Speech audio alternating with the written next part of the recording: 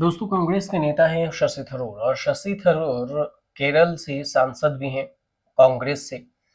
लेकिन चर्चा में सबसे ज्यादा रहते हैं इस वजह से कि वो कांग्रेस में होते हुए बीजेपी का साथ देते हैं। वो चाहे प्रधानमंत्री नरेंद्र मोदी केरल गए हों और तब उनसे हंसकर हाथ मिलाकर उनसे बातचीत हुई हो, या फिर उससे पहले कई बार शशि थरूर सवालों के घेरे में रहे हैं और सत्ता पक्ष के हाँ में हाँ मिलाने की वजह से चर्चा में भी रहे।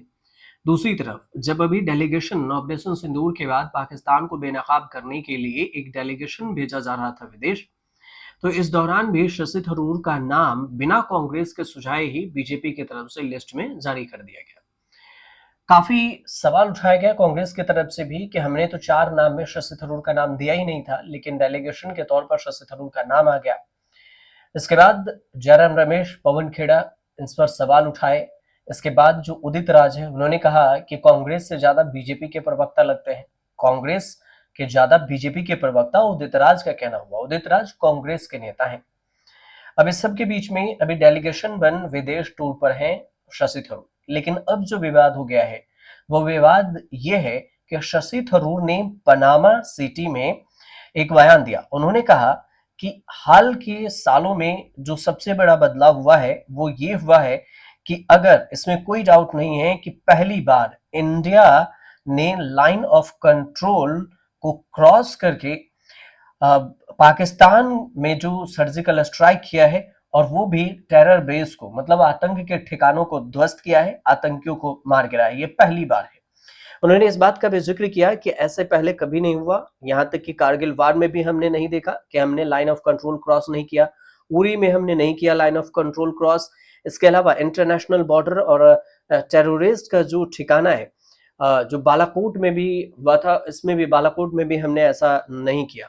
और इस सब के बीच में लेकिन ये पहली बार है जब टेररिस्ट के सेंटर को, ठिकानों को, 9 ठिकानों को इस बार ऑपरेशन सिंदूर में ध्वस्त किया गया।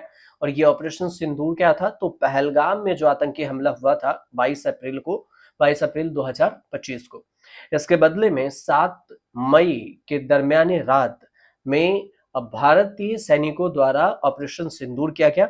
और इस ऑपरेशन सिंदूर में पाकिस्तान के अंदर जो 9 ठिकाने हैं आतंकी, उसको ध्वस्त किया गया। 100 से करीब कहा जा रहा है कि 100 आतंकियों को मार गिराया गया, जो सेना की तरफ से कहा गया। लेकिन अब शशि थरूर के इसी बयान को शेयर करते हुए कांग्रेस के नेता हैं जयराम रमेश ने उदित राज के पोस्ट को रीट्वीट किया है। उदित राज ने क्या कुछ पोस्ट किया है, तो उदित राज पहले भी सवाल उठाते रहे हैं और इस बार उन्होंने सोशल मीडिया पर एक चिट्ठी की तरह लिखा। उन्होंने लिखा अपने पोस्ट में, उदित राज ने, कि प्रिय शशि थरूर, काश मैं प्रधानमंत्री मोदी को मना लेता कि वो आपको बीजेपी का सुपर प्रवक्ता घोषित कर दें, और यहां तक कि भारत आने से पहले ही विदेश मंत्री घोषित कर दें। आप कांग्रेस के स्वर्णिम इतिहास को ये कहकर कैसे बदनाम कर सकते हैं कि प्रधानमंत्री मोदी से पहले भारत ने कभी एलओसी और अंतर्राष्ट्रीय सीमा पार नहीं की। आप ही बताइए कि 1965 में भारतीय सेना ने कई जगहों पर पाकिस्तान में घुसा प्रवेश किया, जिससे लाहौर सेक्टर में पाकिस्तानियों को पूरी तरह से आश्चर्य हुआ था।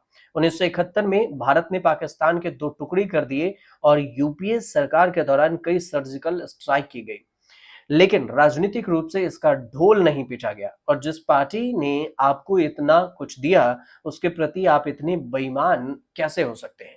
उदित राज का ये पोस्ट है, और इस पोस्ट को अगर आप डिकोड करेंगे तो बात भी सही है कि जो शशि थरूर ने बयान दिया है, उस बयान को अगर देखें कि इससे पहले लाइन ऑफ कंट्रोल को क्रॉस नहीं किया गया। अगर लाइन ऑफ कंट्रोल क्रॉस नहीं हुआ, जो इंटरनेशनल जो बॉर्डर बढ़ता है, तो फिर 1971 में लाहौर तक भारतीय सेना कैसे पहुंची थी, जिसके बाद समझौता हुआ, शिमला समझौता हुआ, तो ये सब कैसे हुआ था। दूसरी बात कि जो 1971 में ही बांग्लादेश कैसे बना, अगर लाइन ऑफ कंट्रोल क्रॉस नहीं की भारतीय सेना तो। और इसके अलावा 1965 की भी बात करें तो कई जगहों पर पाकिस्तान में एंट्री ली थी भारतीय सेना ने, तो ये सब कैसे हुआ था। तो यही उदित राज का कहना है, और इन्हीं इसी पोस्ट को रीट्वीट किया है जयराम रमेश ने, और ये सवाल पूछा है। हालांकि देखिए, ये कोई पहली बार नहीं है जब शशि थरूर को लेकर सवाल उठाया गया हो, और अपने ही पार्टी के अंदर। अब सवाल ये भी है कि शशि थरूर को ज्यादा जरूरत है कांग्रेस पार्टी की, या कांग्रेस पार्टी में शशि थरूर की मौजूदगी का जो लाभ उठाना था वो बीजेपी उठा रही है। हो सकता है कि केरल में आने वाले चुनाव हैं और बीजेपी के राह पर शशि थरूर भी जा रहे हों और शशि थरूर आने वाले समय में बीजेपी ने बुलाए और अपनी पार्टी अगर बीजेपी में जाते हैं तो इन्हें फायदा हो। वहां पर हो सकता है कि सीएम के फेस के तौर पर भी बीजेपी इन्हें प्रोजेक्ट कर दे।